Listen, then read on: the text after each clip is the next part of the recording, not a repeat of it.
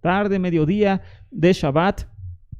Y entonces vamos a estudiar este tema número 2 sobre Pablo de Tarso. Amén. Sobre Shaul, sobre Pablo de Tarso. Y es que, sin lugar a dudas, estudiar sobre Shaul, sobre Pablo de Tarso, es sin lugar a dudas, sin error, equivocarse, por llamarlo así, aunque claro, siempre tendremos errores porque somos humanos. El caso es que sin caer en exageración, la vida de Pablo de Tarso, conocido así como Pablo, es la vida que más debe de preocuparle a aquel creyente de entre las naciones, y sobre todo la enseñanza de Pablo es la que más le debe de preocupar a los creyentes de entre las naciones. ¿Por qué? Porque sin lugar a dudas, ahí tenemos una guía muy certera de lo que es realmente lo que el creyente gentil debe de realizar en esta tierra cuando viene al conocimiento del Dios de Israel a través del Mesías. Repito, cuando el creyente gentil que por naturaleza nació en un ambiente de paganismo, en un ambiente de idolatría, viene al conocimiento del verdadero Dios, es decir, entiende que el Eterno es uno, porque esa es la principal obra de todas, entender que el Eterno es uno. De nada serviría a la persona comprender el Shabbat, comprender las fiestas, comprender muchas cosas de la Torá, de la ley de Moisés. De nada serviría eso si no comprende el principio de todas las cosas, que el Eterno es uno y único, Echad y Yahid, como se dice en hebreo, uno y único, no hay división, no hay semejante, no se divide, no tiene forma corpórea, no tiene forma humana, no es hombre, etcétera, etcétera, no tiene variación como los seres humanos que enojamos y reímos. El Eterno no tiene variación en ningún sentido, etcétera, etcétera. Es decir, si nosotros entendemos el concepto verdadero del Dios de Israel, ya estamos en otro plano espiritual. Mas sin embargo, después de ese entendimiento del Dios de Israel, debemos entender cuál es entonces el objetivo y el papel de los creyentes de origen no judío en la redención final. ¿Cuál es el papel de aquellos que venimos de entre las naciones para la redención final? ¿Existe un lugar para los gentiles, las naciones, en la redención final? Por supuesto, eso está profetizado por parte de cualquier profeta grande de Israel que está marcado en el Tanaj, en la Biblia hebrea, como le conocen.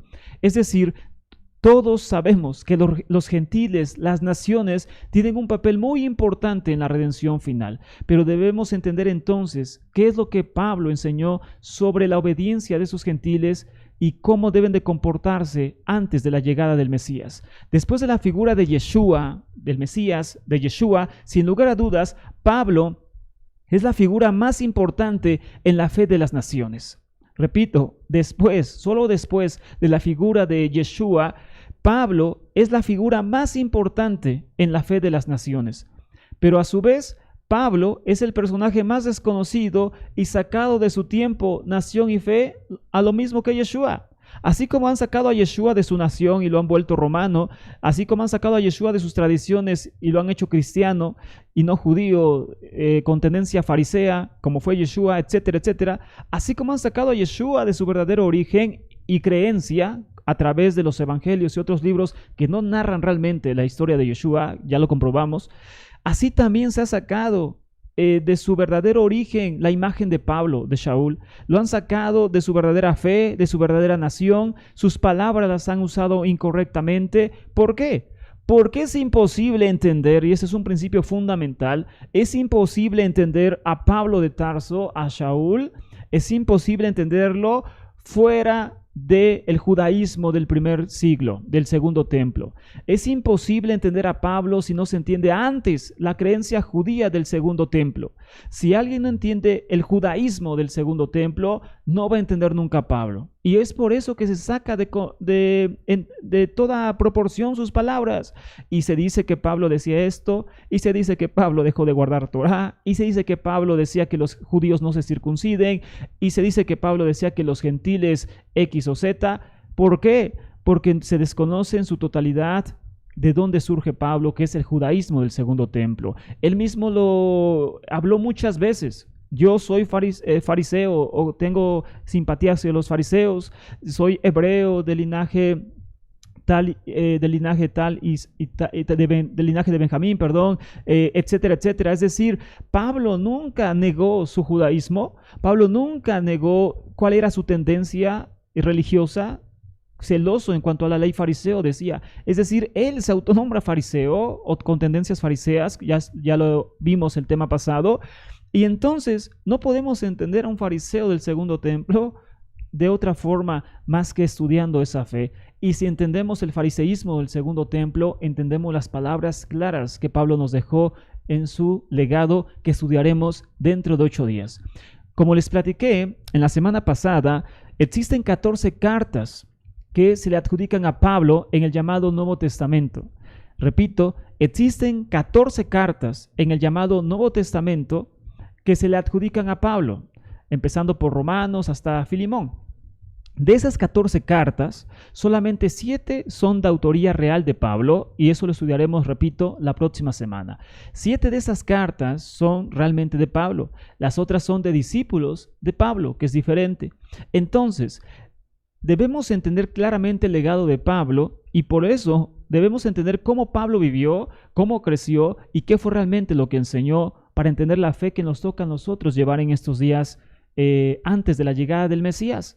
Pablo muere en la soledad más completa. Pablo muere en la soledad más completa en el año 64, según los historiadores, en la persecución de Nerón. Murió abandonado inclusive por las comunidades que él mismo había creado. Pablo, sin lugar a dudas, es un personaje singular que marcó 2 de las más grandes religiones del mundo, tanto el judaísmo como el cristianismo. Repito, Pablo, sin lugar a dudas, es un personaje singular, único, que marcó 2 de las más grandes religiones del mundo, el judaísmo y el cristianismo. Pablo es amado y odiado antes y ahora. Es alguien al cual no le importó ser llamado anatema, es decir, maldito, con tal de salvar a muchos de entre su nación y de entre los gentiles.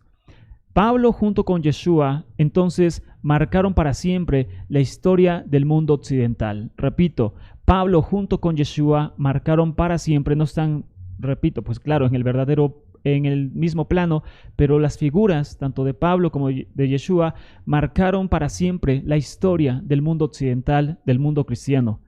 Pablo de Tarso ha sido considerado desde hace mucho tiempo, tanto por judíos como por gentiles, como el verdadero fundador del cristianismo.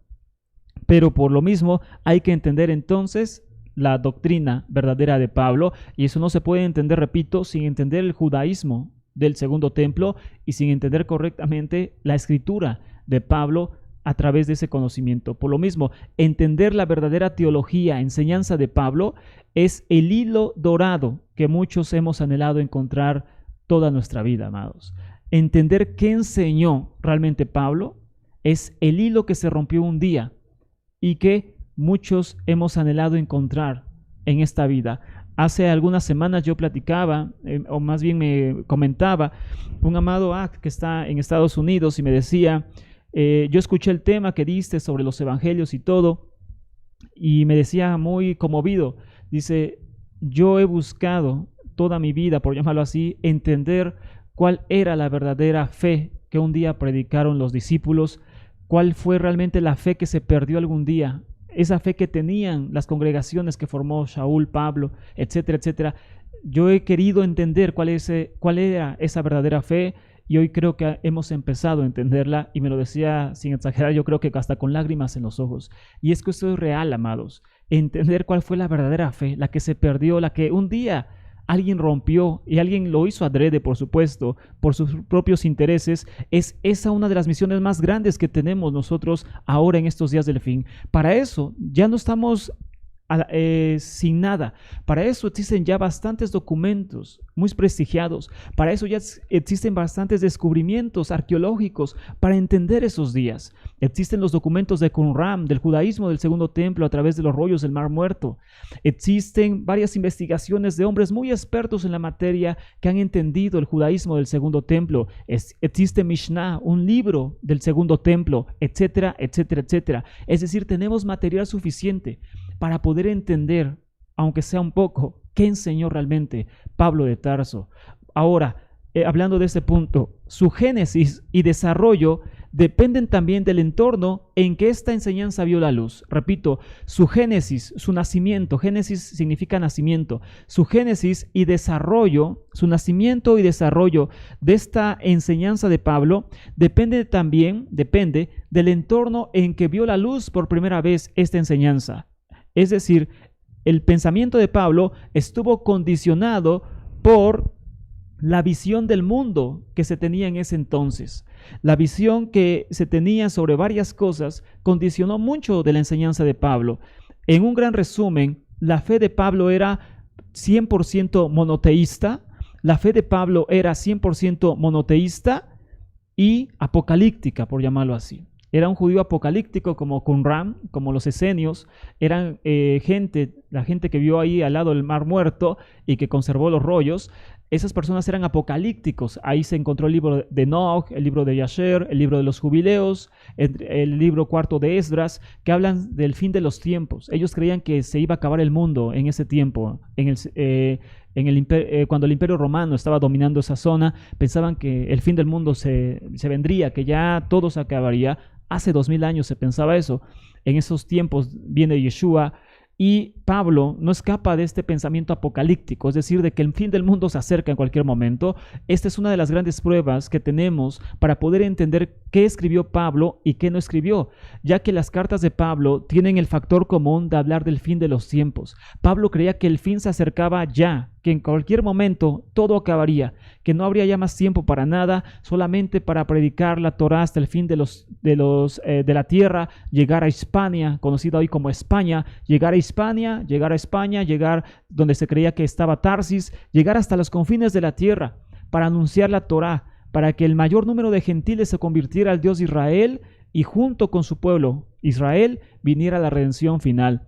Entonces, Pablo era un judío apocalíptico, creía en el fin de los tiempos inminente y una fe, por supuesto, como todo judío de pura cepa, de nacimiento, 100% monoteísta, es decir, 100% con la creencia de que el Eterno era solamente uno y no había división en él. Ahora bien, monoteísta es entender que el Eterno es único, sin división, no corpóreo, inigualable, quien lo llena todo y está en todo, según las mismas palabras de Pablo.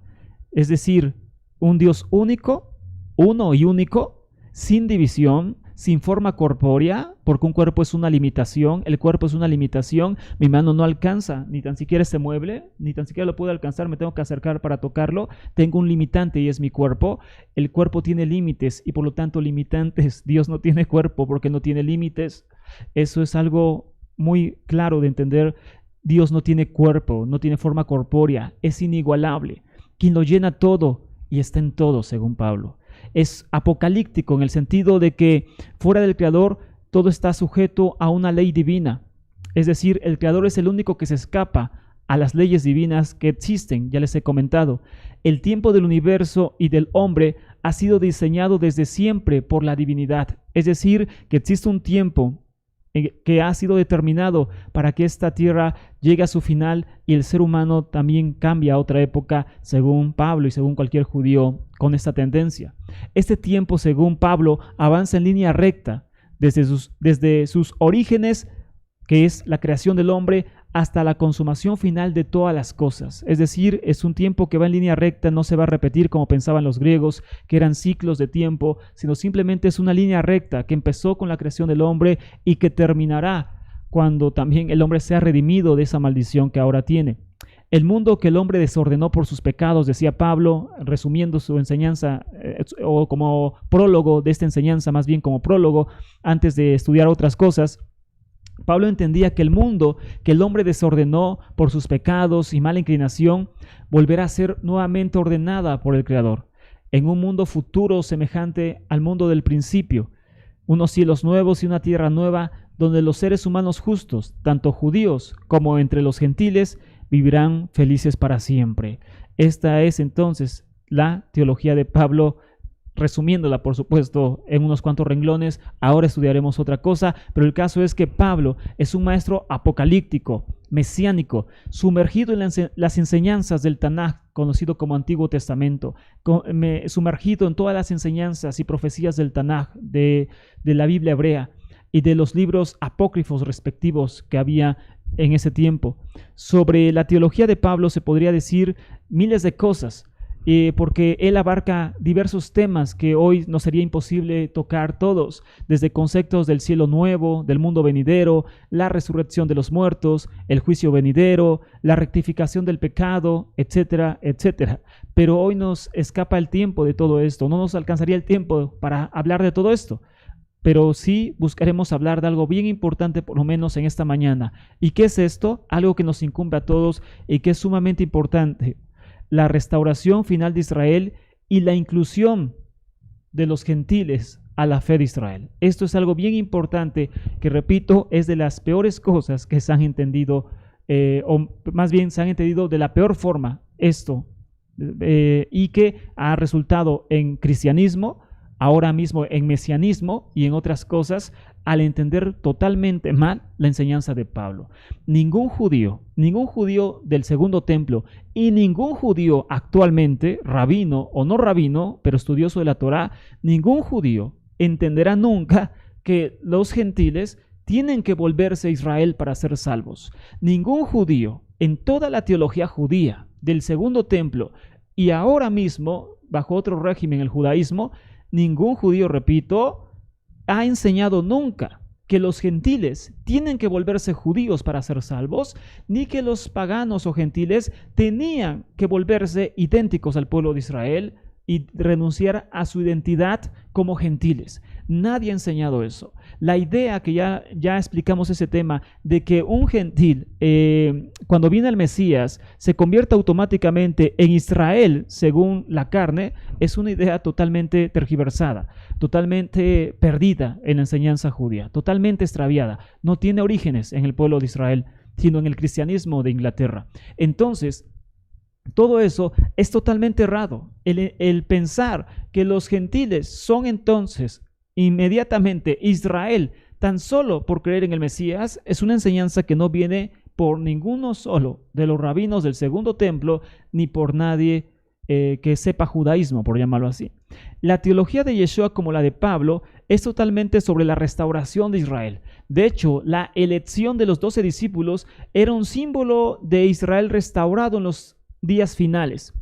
La elección de 12 discípulos por parte de Yeshua era un símbolo claro de que Israel sería restaurado en los tiempos finales. Es decir, tanto la enseñanza de Pablo como de Yeshua eran totalmente dirigidas hacia la restauración final de Israel, y es que esto está ligado hacia un tema apocalíptico. Es decir, que se cree totalmente que en el final de los días el Eterno restauraría nuevamente a Israel como un reino sobre todas las demás tierras. Entonces, ellos creían esto, por supuesto, y lo enseñaban fielmente. Por eso, Pablo muestra esta teología al usar mucho las profecías de Isaías. Isaías es el profeta que habla mayormente sobre la restauración de Israel. Isaías es el profeta que más habla sobre la restauración de Israel. Y en el llamado Nuevo Testamento se usa sobre todo más a Isaías que a cualquier profeta. De hecho, existen 86 referencias en el Nuevo Testamento, conocido así, que ya vimos que no se les debe de llamar así, ni Nuevo Pacto, ni Brit Hadashah, eso es lo mismo. El caso es que existen 86 referencias de las cartas de Pablo y evangelios y demás del Antiguo Testamento de la Biblia hebrea. Es decir, existen 86 citas sacadas del Tanaj hebreo, de la Biblia hebrea. Y de esas 86 citas que existen sacadas del Tanaj, de atrás, de los libros anteriores, solamente, o más bien 24 de ellas son del profeta Isaías, es decir, son bastantes profecías. Génesis solamente es usado 11 veces, solamente se usan 11 citas de Génesis, o se usa 11 veces Génesis, pero Isaías 24 en el Nuevo Testamento de 86 que hay. Es decir, son muchas referencias para hablar del mismo profeta. Y esto es porque Isaías habla siempre del fin de los tiempos y de la restauración de Israel, que esa restauración de Israel, sin lugar a dudas, incluiría a las naciones de la tierra. Para esta redención final se debería de cumplir la promesa dada a Abraham. ¿Cuál promesa le fue dada a Abraham sobre esto? Está escrito en Génesis 17:5, en tu simiente serán benditas todas las familias de la tierra. Que en tu simiente serán benditas todas las familias de la tierra. ¿Y qué significa esto? Lo vamos a explicar más adelante. La restauración entonces del pueblo de Israel llevaría, según Pablo y según cualquier judío, al universalismo de la salvación. Es decir, que cuando Israel fuera salvado, fuera restaurado, el bien también sería hacia las naciones. Las naciones también serían beneficiadas con el surgimiento de Israel otra vez. La teología de esta restauración consiste en la creencia de que en el final de los días el Eterno reunirá nuevamente a Israel en la tierra prometida, incluyendo a las tribus dispersas durante el imperio asirio. Es decir, que en los últimos días el Eterno volverá a reunir a las 12 tribus de Israel. Esa era una forma de representar o de entender por qué se tenían a 12 enviados, por llamarlo así. Porque en el final de los tiempos, el Creador, quien es bendito, reuniría nuevamente a las 12 tribus de Israel y entonces les daría la tierra prometida. Ahora bien, para Pablo, el Mesías no solo vendría a reunir a Israel, sino que también Israel acogería en su seno a un número determinado de gentiles justos a través de su obra redentora. Es decir, para Pablo, no solamente Israel sería reunido de las tierras a donde fue disperso en la redención final, sino que para Pablo también los gentiles, solamente un grupo de gentiles, serían incluidos en esa redención final. Y ahí entra algo bien interesante. ¿En qué lugar entran los gentiles? Y sobre todo, ¿qué es lo que tienen que hacer los gentiles y cómo entrarán? ¿Entrarán como Israel también o entrarán así como gentiles? Que es la gran confusión que existe actualmente. Por lo mismo, no era nada nuevo para un judío del segundo templo hablar de que los gentiles fueran incluidos en el reino. Esto no era novedad. La novedad es que estos temerosos de Dios, como se les llama, temerosos de Elohim, así se les conoce, temerosos de Dios, temerosos de Elohim, ellos entonces, los gentiles simpatizantes a la fe de Israel, estarían en un estatus semejante a cualquier judío de nacimiento. Esto era lo nuevo, por llamarlo así, de lo que Pablo estaba enseñando, que los gentiles que fueran justos, por llamarlo de alguna forma, ellos serían incluidos en la redención final, pero no solamente como gente de segunda clase, por llamarlo así, sino que estarían en el reino final al mismo nivel que cualquier judío de nacimiento. Esto era la novedad a comparación del judaísmo del segundo templo. Ahora bien, como quedó escrito en el libro de los Hechos, llamado de los Hechos, que también hay que leer con cuidado, pero como dice el libro de los Hechos, había dos puntos de vista referente a qué es lo que los gentiles deberían de guardar. Había un grupo de judíos provenientes del fariseísmo que decían que los gentiles deberían de guardar toda la Torá idéntico a un judío, circuncidarse de inmediato y guardar toda la Torá igual a un judío. Y hubo, por supuesto, otro grupo que dijo que no, que ellos deberían simplemente limitarse a respetar ciertos preceptos universales sobre la santidad, sobre la moral, y que eso era suficiente para poder estar bien dentro del pueblo de Israel. Y esto, repito, no es una enseñanza nueva. Esto era una enseñanza, por supuesto, que ya venía de mucho, mucho tiempo atrás. Ahora bien, y este es el punto que queremos explicar en esta mañana, ya que no nos daría tiempo explicar más cosas porque son simplemente pues bastante largas, bastante extensas. Así que vamos a buscar, por supuesto, explicar este punto que es tan importante para nosotros. ¿Cuál era entonces el papel y sobre todo qué es lo que los gentiles tienen que guardar en estos días del fin? Es cierto que tienen que guardar toda la Torá, es cierto que un gentil se debe de circuncidar cuando viene el Mesías, es cierto que un gentil tiene que cambiarse hasta el nombre, es cierto que un gentil tiene que hacer todo eso. ¿Qué es lo que enseñó Shaul, Pablo? Que lógicamente no puede ser contrario a lo que ya se llevaba en el judaísmo de su tiempo. Ahora bien, esto es bien importante, repito, porque se han llevado infinidad de enseñanzas y muchas de ellas son totalmente sacadas de cosas que no tienen ningún aval histórico ni en el judaísmo ni en ninguna otra parte, y por eso es tan importante entenderlo. Se han puesto implementaciones a los gentiles que no les corresponde porque Pablo mismo nunca enseñó tal cosa. Es decir, amados, la misión de Pablo, y aquí empieza lo interesante del tema, ya pasando de lleno a este punto sobre la enseñanza de Pablo sobre los gentiles, la misión de Pablo era nueva y muy importante. Él debería de predicar a los gentiles, haciéndolos parte del seno de Abraham, pero sin convertirse en judíos o en Israel, porque a veces, repito, juegan con las palabras. Y una persona decía de los maestros que enseñan este tipo de cosas: bueno, yo no soy judío, yo no digo que soy judío, yo soy Israel. Es lo mismo, amados, nada más que juegan con las palabras. La diferencia es que cambia de ser de la tribu de Judá a ser de otra tribu, pero a fin de cuentas es Israel, y ese es el punto, que Pablo le predica a los gentiles haciéndoles parte del seno de Abraham, pero sin convertirse en judíos, sin vivir como judíos, o Israel si lo quieres ver así, sin vivir como judíos. Entonces, por lo mismo, habrá así entonces un pueblo elegido según la carne, que es Israel, y una multitud de naciones como hijos adoptivos de esa promesa. Pablo lo especifica en una de las cartas que él sí escribió, que fue Primera de Corintios.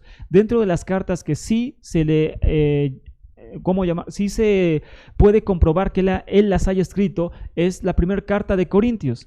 Y en Primera de Corintios capítulo 7, escrita mucho tiempo antes que el libro de Hechos y otras, dice lo siguiente. Primera de Corintios 7, verso 18 al 20 dice: ¿fue llamado alguno ya circuncidado? ¿Qué significa esto? Judío. ¿Quién está ya circuncidado cuando es llamado? Un judío. ¿Fue llamado alguno ya circuncidado? Quédese circuncidado, es decir, siga viviendo como judío, es una forma de expresarlo. ¿Fue llamado alguno estando incircuncidado, incircunciso? No se circuncide. La circuncisión nada es, y nada es la circuncisión, no está hablando de lo físico, sino más bien del estatus espiritual, es decir, judío o gentil.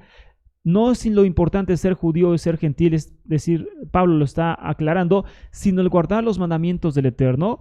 Cada uno permanezca en la condición en que fue llamado.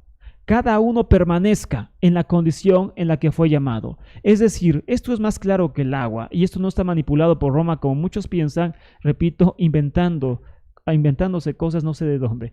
No. Cada uno permanezca en la condición que fue llamado. ¿Cómo lo sabemos? Por los escritos más antiguos del siglo IV, donde permanece igual este pasaje.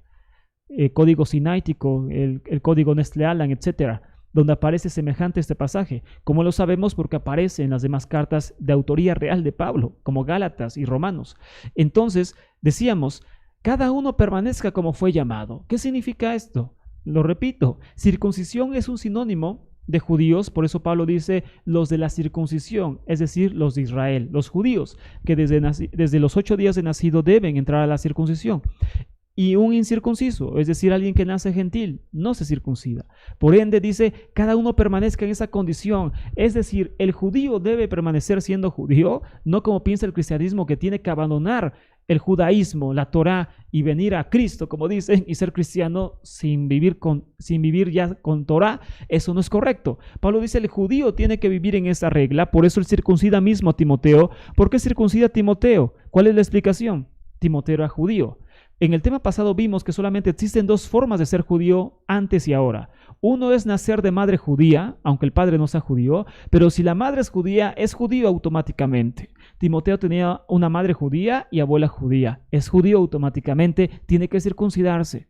No queda otra, debe circuncidarse porque tiene que seguir bajo ese pacto que el Eterno les ha dado. Número 2. Puede ser judío a través de una conversión al judaísmo autorizada por una corte en Israel, que no es nada fácil, no es nada sencillo, es algo muy complejo, y conlleva muchos años inclusive. No es fácil convertirse actualmente al judaísmo, pero esas son las dos maneras de ser judío. O naces judío de madre judía o te conviertes al judaísmo. Pero si no eres judío de nacimiento, ni te has convertido legalmente, porque es una ciudadanía real, al judaísmo, entonces no se puede ser judío o Israel, como repito, juegan con las palabras algunas personas. Es lo mismo, no puede ser ni Israel ni puede ser judío.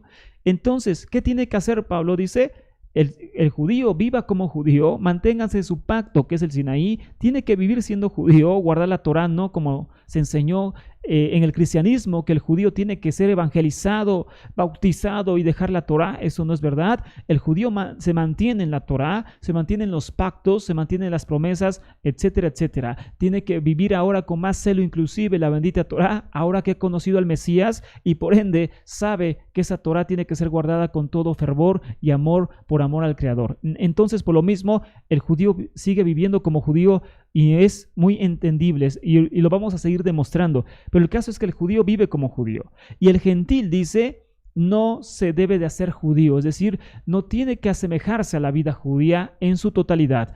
Entonces, ¿qué hacemos nosotros? Bueno, lo vamos a seguir explicando en este tema, no te desconectes, espera a escuchar todo lo que dice Pablo, no yo porque no es mi idea. Y lo vamos a seguir comprobando a través de muchas otras cosas, de mucho conocimiento. Es decir, esto no está basado en una cita que mal entendimos, no está basado en Corintios 7 y ya, está basado en bastantes cosas que, repito, amados, y sin exagerar, es imposible refutar. A ese nivel nos atrevemos a decirlo. Por ende, Pablo cree que la restauración de Israel, las 12 tribus, más muchos gentiles, estos serán una pieza fundamental para la redención final. El momento en que el Eterno cumpla las promesas dadas a Abraham, en sus simientes serán benditas todas las familias de la tierra. ¿Qué significa esto? Bueno, que en el momento en que el Eterno restaure el bienestar de Israel, las 12 tribus serán restauradas nuevamente como una nación. Entonces, en ese momento, los gentiles recibirían también una bendición que es ser tomados en cuenta para vivir cerca de su pueblo, cerca de Israel en el mundo venidero. No ahora, no en este instante, sino hasta que aparezca el reino mesiánico. En ese momento, repito, en el reino mesiánico, entonces todos empezarán a vivir como un solo pueblo, tanto judíos como gentiles, pero en ese momento, no ahora, amados. Por lo mismo, Gálatas 3:14, otra carta escrita realmente por Pablo, esta no fue por discípulos, sino realmente por Pablo. Gálatas 3:14 dice, a fin de que el Mesías Yeshua, o más bien a fin de que en el Mesías Yeshua la bendición a Abraham viniera a los gentiles, para que recibiéramos la promesa del Espíritu mediante la fe. Es decir, a través del Mesías, dice, la bendición de Abraham iba a venir a los gentiles. Es decir, el Eterno bendito sea, quería que el Mesías apareciera para algo muy importante. Número uno, para la restauración de Israel. El Mesías nunca habló a gentiles, el ministerio del Mesías nunca se dirigió a gentiles.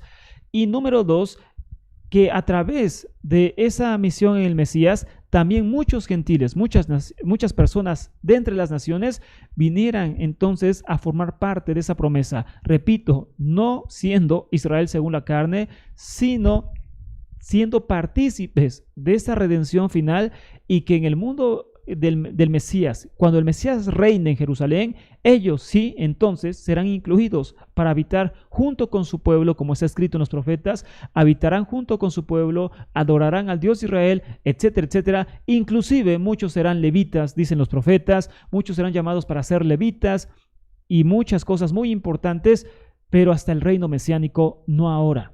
Ahora, dice Pablo, deben de permanecer en el nivel en que fueron llamados. El judío no puede dejar la Torá, ni el gentil tiene que empezar a vivir al 100% como un judío. Ahora bien, sobre la alianza y la Torá, Pablo lo piensa de esta forma, es decir, que la promesa dada a Abraham conllevaba mínimo 3 cosas. La promesa dada a Abraham conllevaba mínimo 3 cosas. ¿Cuáles eran? Número 1, que el Eterno le daría una nación grande, sabemos cuál es Israel. Número 2, le daría una tierra, la tierra prometida, la tierra de Israel. Y número 3, que le daría un conjunto de naciones. Y en tu simiente serán benditas todas las familias de la tierra. Abraham significa padre de multitudes. Entonces, por eso mismo se le cambió el nombre. Entonces, un conjunto de naciones vendrían de Abraham. Hay unas personas que enseñan que son las casas de Israel y que así se cumplió esta promesa, pero es un grave error. Pablo no dice eso. Y lo vamos a demostrar entonces en esos temas. Pablo nunca habla de eso. Nunca habla que la casa de Israel es el conjunto de naciones prometido a Abraham. No, la casa de Israel, es decir, las tribus que fueron dispersadas por el imperio asirio, no en México, no en América Latina, como ya también hemos recalcado, sino fueron dispersadas en lo que abarcaba el imperio asirio, es decir, que todo lo que es Afganistán, Uzbekistán, Turquía, etcétera, toda esa zona, inclusive África, donde las ubican los judíos actualmente, toda esa zona es donde acabaron esas 10 tribus, no en América Latina, donde no podemos caer en pasión, en ignorancia y decir que aquí estuvieron las 10 tribus cuando no es verdad, cuando por supuesto no es verdad. Hay gente que se ha hecho exámenes de ADN. Yo platicaba en la semana con un pastor mesiánico y le decía, mira, hay gente que se ha hecho exámenes, que yo he conocido, que se ha hecho exámenes de ADN porque según él venía de las 10 tribus. ¿Cuál fue el resultado? Que es gentil, que su sangre es latina y es asiática. Es decir, tenemos sangre asiática los latinos, porque de ahí cruzaron por el estrecho de Bering y llenaron esta parte del mundo. Por eso hay mucha gente hasta con rasgos, pues, y así como orientales inclusive. Entonces, el caso es que esa persona se hizo exámenes de ADN y tiene sangre asiática y sangre de otro tipo, pero no tiene sangre judía. Y esa es la mejor muestra de que esa doctrina es simplemente, amados, una locura tal cual.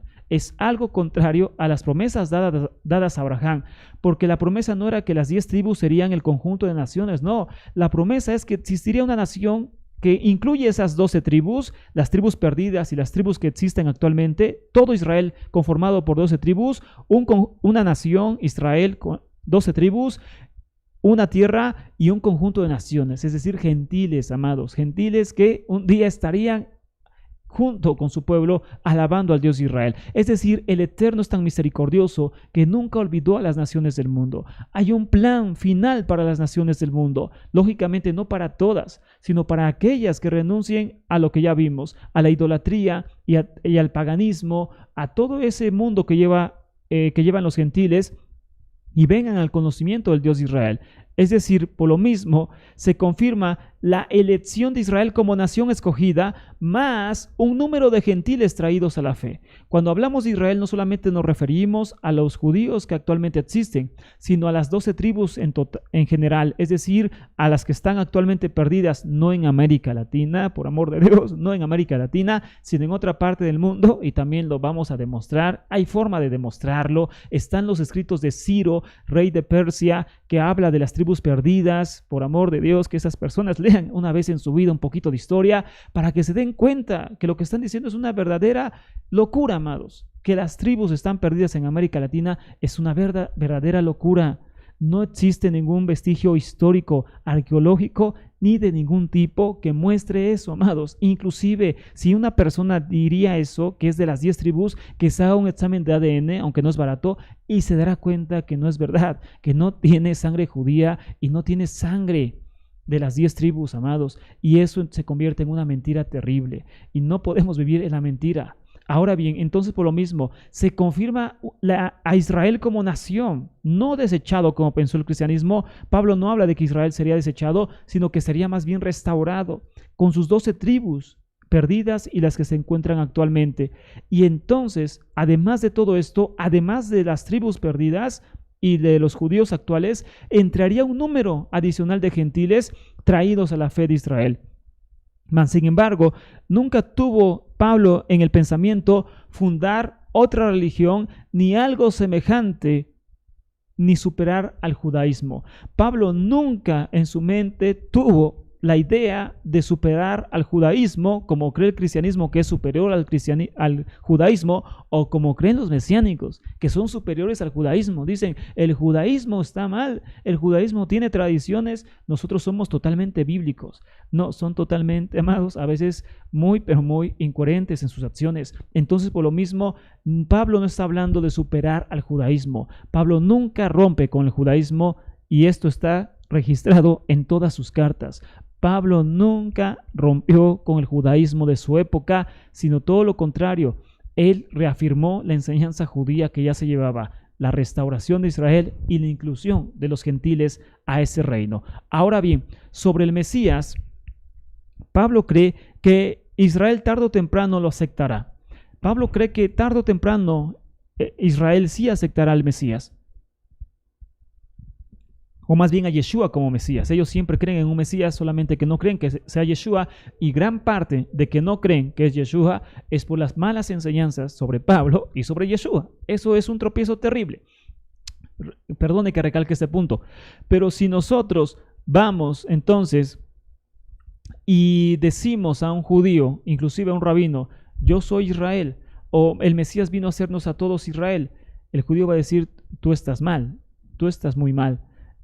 Así no se es Israel, y el Mesías no viene a ser a todo el mundo Israel, o bien que decir que el Mesías era Dios, y todas esas enseñanzas son un tropiezo a que Israel pueda ver realmente en Mesías un pretendiente a ser el Mesías prometido, porque la idea que se les ha vendido es antisemita, antijudía, mucho antijudaísmo, mucho antisemitismo, mucha idolatría, etcétera, etcétera, ideas que no tienen nada que ver con el judaísmo, y entonces lógicamente nunca se podrá entender que Él es el Mesías cuando se ha distorsionado la verdadera enseñanza de Pablo y de Yeshua. Por lo mismo, Pablo cree que Israel tarde o temprano aceptará al Mesías, ya que todo apunta hacia Él, y sin Él toda la historia bíblica, por llamarlo así, pierde sentido.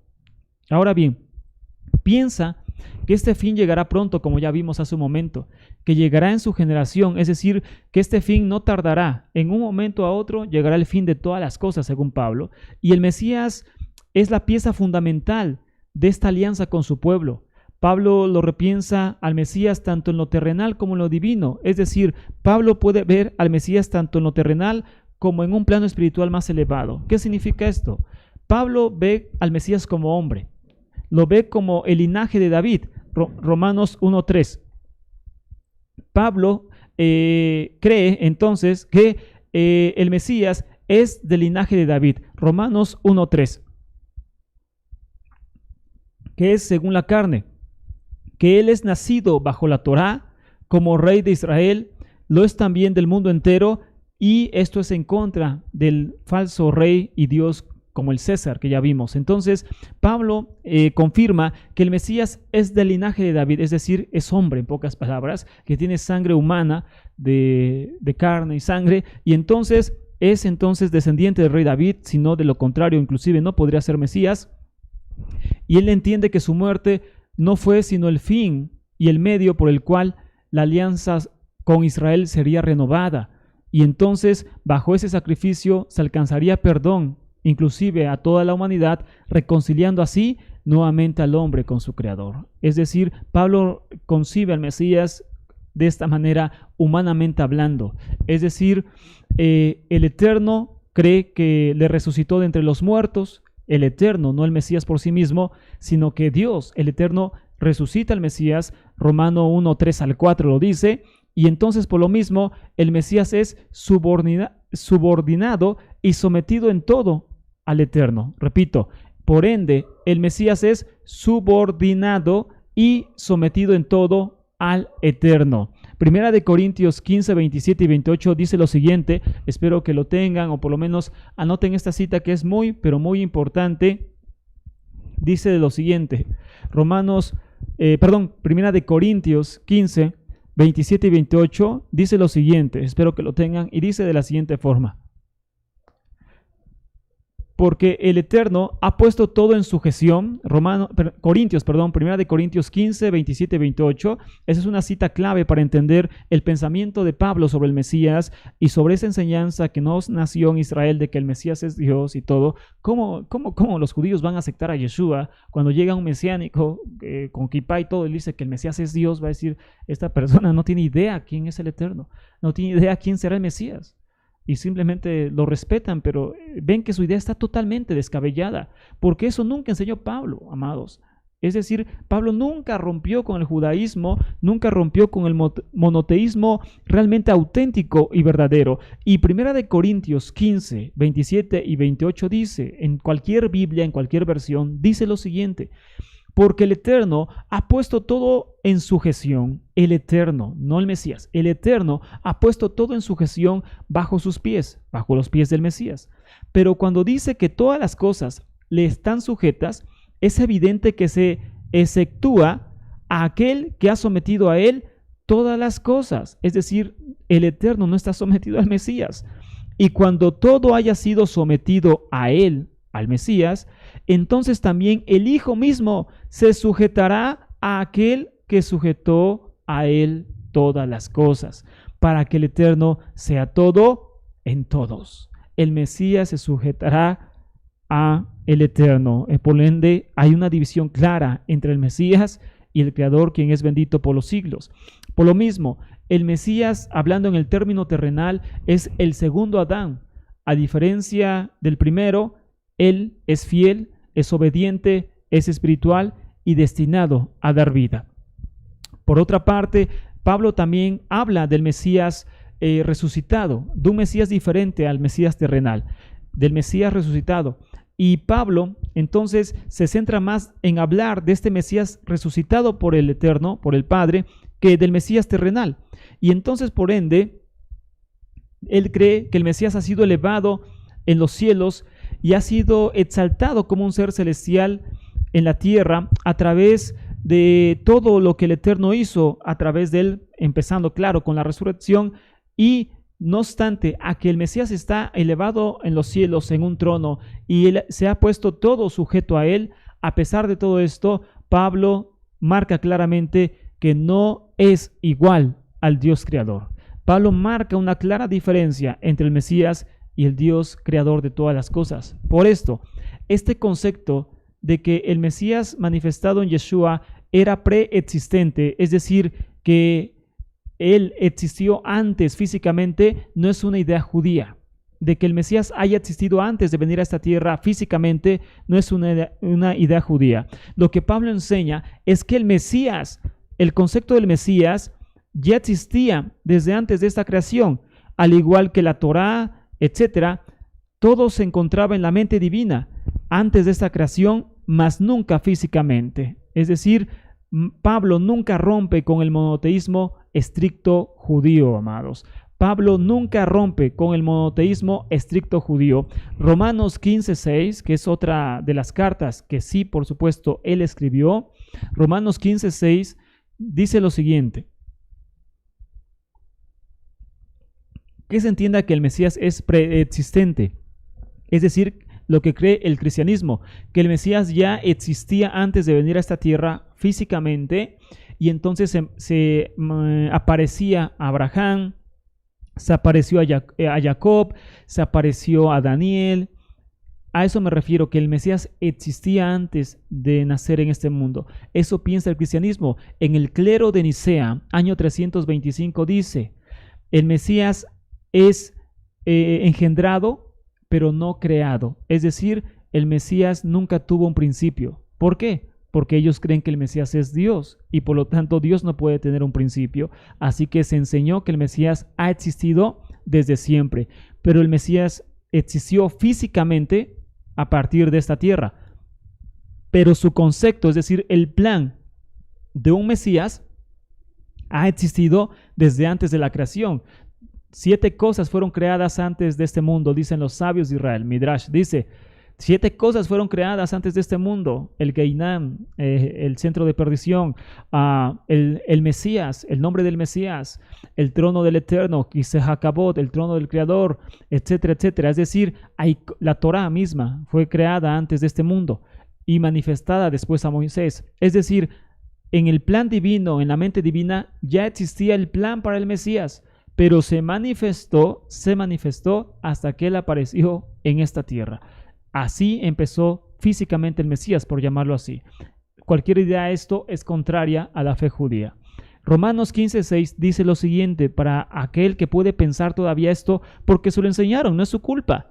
No es tu culpa, te lo enseñaron desde niño. Pero, ¿qué dice Romanos? No estoy sacando el Talmud, no estoy sacando Midrashim, no estoy sacando los libros de Rashi. Estoy hablando de las cartas que tú tienes en tu casita y que has creído que es inspirada por el Eterno, aunque ya hablamos de eso, pero el caso es que lo tienes en casa y en cualquier versión dice, Romanos 15:6 dice, para que unánimes a una voz glorifiquen al Eterno y Padre, glorifiquen al Dios y Padre de nuestro Señor Yeshua. Para que unánimes a una voz glorifiquen al Dios y Padre de nuestro Señor Yeshua. Es decir, Yeshua tiene un Dios. Por lo tanto, no puede ser a la vez Dios. Un Dios Hijo, un Dios Padre, no. No existe eso dentro de la verdadera fe judía y del monoteísmo estricto. No tienes la culpa, a ti te lo enseñaron. Ahora, ¿cuál es nuestro deber? Salir de esas mentiras. ¿Qué es idolatría? Salir de todo eso y creer realmente quién es Yeshua, nuestro Mesías, saber quién es, qué enseñó y qué enseñó Pablo de Tarso. Y aquí está claramente que Pablo no enseñó tal cosa como que el Mesías era Dios en esta tierra, engendrado, no creado, luz de luz, Padre de eternidad. Todo lo que dice el clero de Nicea, eso no lo enseñó Pablo. Ahora bien, el Mesías acaba con los enemigos del Eterno, potestades, principados, entes espirituales y terrenales, el pecado y la muerte, opuestos a los planes del Eterno. El Mesías tenía una misión, según todo el pueblo judío: acabar con los enemigos de Dios, físicos y espirituales, potestades, principados, entes espirituales y terrenales, el pecado y la muerte, opuestos a los planes divinos. Después entregará ese reino al Padre, para que todo sea como al principio, Dios único sobre todas las cosas. Eso lo dice Corintios 15, que ya acabamos de leer. Ahora bien, por lo mismo, se cree en esta obediencia misma del Mesías que erradicará el daño causado por el pecado y desobediencia del segundo Adán, y esto será, por supuesto, en su aparición, según Pablo, en su segunda aparición. Para Pablo, la Torá no ha quedado anulada, por supuesto. Pablo dice que la ley, la Torá, la ley de Moisés es divina, por lo tanto, santa, justa y buena. Romanos 7:13. Pablo habla de que la Torá no ha sido anulada en ningún motivo, como se piensa en el cristianismo. Para Pablo, la Torá es santa, justa y buena, y que esta era la base para juzgar al mundo. Por esto, esta Torá que él dice que está vigente, que es real, que es santa, justa y buena, esta Torá tiene dos partes, según la misma Torá. Esta Torá tiene dos partes. Una parte es una parte universal, ya que regula las relaciones entre el hombre y el Eterno. Y no se necesita ser judío para guardar estas leyes universales de la Torá. Es decir, esta es la Torá de Moisés. Literalmente, esta es la Torá de Moisés. 5 libros: Génesis, Éxodo, Levítico, Números y Deuteronomio. En hebreo tienen otro nombre. Esta es la Torá de Moisés. Aquí la tengo en mi mano. Este librito son los 5 libros de Moisés. ¿Ok? Bueno, esta Torá, dada en el monte Sinaí, tiene una parte que es universal, que regula las relaciones entre Dios y el hombre, y entre el hombre y su prójimo. Por ejemplo, aquí dice: no robarás, no matarás. Qué hacer cuando alguien roba algo, la inmoralidad, todo eso tan terrible que existe. Bueno, todo eso está acá y son leyes universales. ¿Por qué son leyes universales? No todas, sino alguna parte. ¿Por qué? Porque puede ser aplicable a cualquier nación del mundo y porque la persona no tiene que hacerse judío para guardarlas. Es decir, la persona no tiene que hacerse judío o esperar a ser judío para no matar a alguien. Eso es lógico que no lo tiene que hacer. No tiene que hacerse judío o esperar a ser judío para no acabar deshonrando a los padres, que está prohibido. No tiene que hacer eso. La persona puede hacerlo sin necesidad de volverse judío. Y no por hacerla se vuelve judío, sino que es una parte universal de toda esta Torá que el Eterno dio en el monte Sinaí, que regula su relación entre el hombre y Dios, no idolatría, entre el hombre y su prójimo, no asesinato, etcétera, etcétera. Entre ellos, por supuesto, el aborto, después hablaremos de ello. Entonces, por lo mismo, regula universalmente al hombre. Pero en esta Torá de Moisés, existe otra parte específica.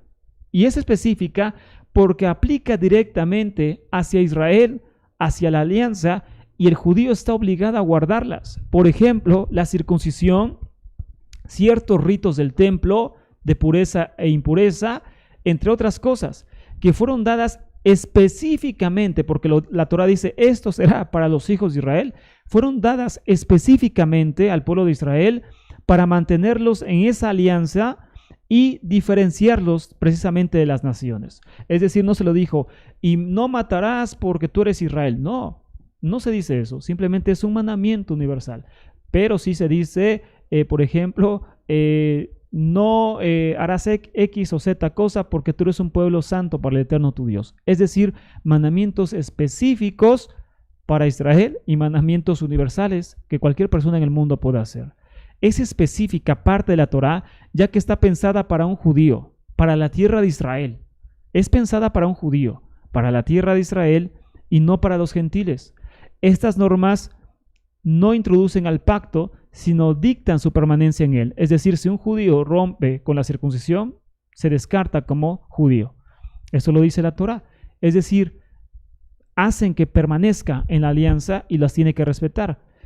Y estas alianzas, por supuesto, llevan como el propósito siempre mantener apartado y espiritualmente elevado al pueblo judío.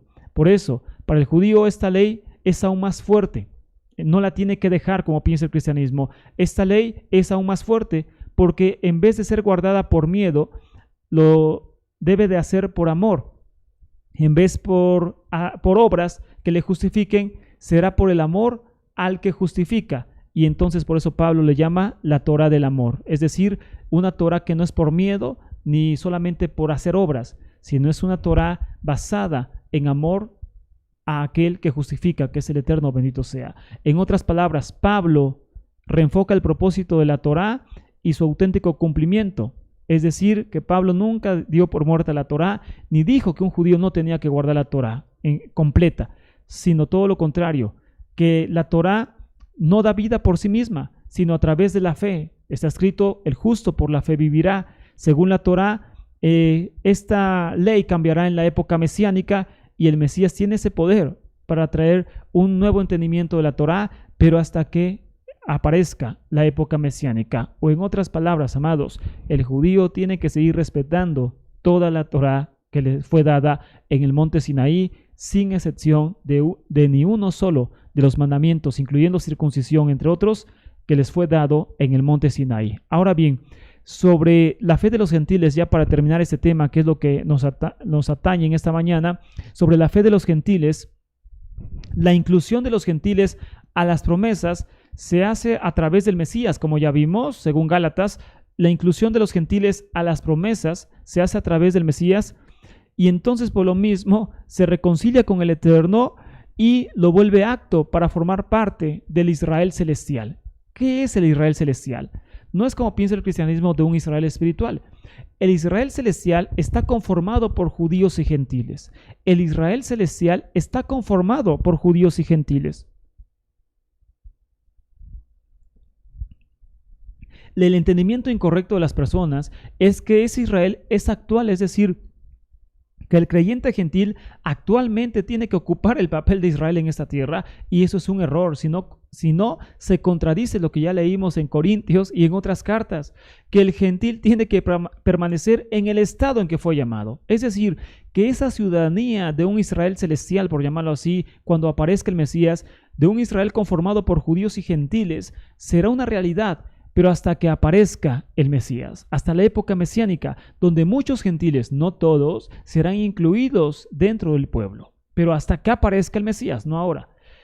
En este momento, el gentil tiene que permanecer así como fue llamado, no entrará a circuncisión y no está obligado a guardar todos los preceptos de la Torá que son específicos al pueblo judío. Solamente está obligado a guardar los mandamientos universales marcados en la Torá que condicionan su relación con Dios y con el prójimo. No robarás, no matarás. Son mandamientos universales. Es decir, todo ser humano tiene la opción de hacerlo y no tiene que estar en la tierra de Israel ni tiene que ser judío para realizarlo. Basta hacerlo para volverse justo. Eso es lo que tiene que hacer por ahora el creyente gentil. No está obligado a guardar la Torá al mismo nivel que un judío. Ese es el grave error que se maneja actualmente. En estos, por supuesto, Pablo busca imitar al máximo a su Mesías y hacerlo fielmente, como sabemos, por supuesto. Y este reino llegará, por supuesto, cuando el Mesías aparezca nuevamente. Este tema lo vamos a dejar acá porque, repito, son tantas las enseñanzas de Pablo que sería hoy imposible, realmente imposible hablar de todo. Sería algo muy, muy, muy largo, pero basta entender, amados, este punto principal, que el creyente gentil está llamado a guardar las leyes universales de la Torá, en específico. ¿Cuáles son las leyes universales? ¿Qué sé que es universal y qué sé que no es universal? Aquello que aplica en cualquier parte del mundo, no tienes que estar en la tierra de Israel para hacerlo. Aplica a cualquier parte del mundo donde estés, como no matar, en cualquier parte del mundo, entre otras cosas. Aplica, por supuesto, aunque no seas judío, lo puedes guardar, lo puedes respetar, y inclusive si lo respetas, no te vuelves automáticamente judío, te vuelves realmente justo delante del Eterno. Es diferente. El caso es que el gentil tiene que respetar esas leyes universales. Y esas leyes específicas al pueblo judío es lo que el gentil no está obligado a guardar. Yo sé que esto no es popular en muchas formas. Hay quienes quieren poner yugo a los gentiles. Yo no lo voy a hacer porque el Eterno no lo hace. Yo no puedo poner algo que el Eterno no pone, ni tampoco algo que Pablo no enseñó. Y porque yo en mi carne quiero gloriarme de los gentiles y decir, hagan esto porque yo mando, vivan como judíos porque yo se los ordeno, eso estaría mal. Yo soy en contra de lo que el Eterno ha guardado entonces. Y por lo tanto, el gentil tiene que respetar aquellas reglas universales que han sido dadas a través de la Torá. No solamente al pueblo judío, sino a cualquier ser humano de este mundo. Las puede guardar, las puede respetar y será bendecido por el Eterno. Las leyes específicas, repito, que hablan directamente sobre el pueblo judío, el gentil está exento de respetarlas, amados. Y de eso hablaremos en los siguientes temas que veremos a través del entendimiento correcto de qué fue lo que enseñó realmente Pablo de Tarso. Hasta acá lo dejamos en esta mañana, amados. Y repito, muchos gentiles sí serán parte del pueblo judío, sí, lo dicen los profetas. ¿Cuándo? ¿Ahorita mismo? ¿Hoy? No. Hasta que aparezca el Mesías, Él designará quiénes de entre los gentiles, el remanente de los gentiles, serán incluidos como judíos, literalmente. Serán incluidos como Israel en ese momento, cuando el Mesías aparezca. Actualmente no lo será. El gentil tiene que vivir en ese estado en el que fue llamado y el judío vivirá en ese estado en el que fue llamado. Esta no es mi teología, no es mi teoría, sino es la idea que Pablo enseñó porque era un judío que vivió totalmente su judaísmo del segundo templo. Hasta acá entonces el tema de esta mañana, amados, y que, por supuesto, repito, seguiremos analizando en las siguientes semanas.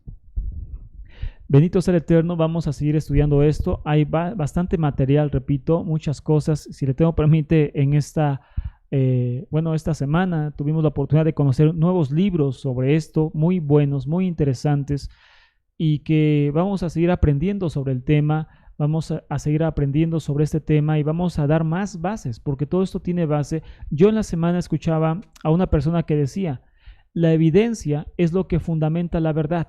La evidencia fundamenta la verdad, es decir, que todo debe de tener evidencia. Una evidencia es igual a verdad. Y por lo tanto, cuando empezamos a entender toda la evidencia bíblica, la evidencia histórica, etcétera, que hablan de esta verdad, nos damos cuenta que no estamos alejándonos de donde debemos, sino que todo lo contrario, estamos, gracias al Eterno, acercándonos. Y esto es algo maravilloso a lo que realmente Pablo de Tarso ha enseñado. Baruch Hashem, realmente a lo que Pablo de Tarso enseñó, y lo enseñó porque está en la Torah, no fue idea de él, estaba en la Torah y él no vino sino más bien a enseñar la bendita Torah. Entonces vamos a ponernos de pie en esta mañana. Bendito sea el Eterno por estar conectado esta mañana. Síguete conectando si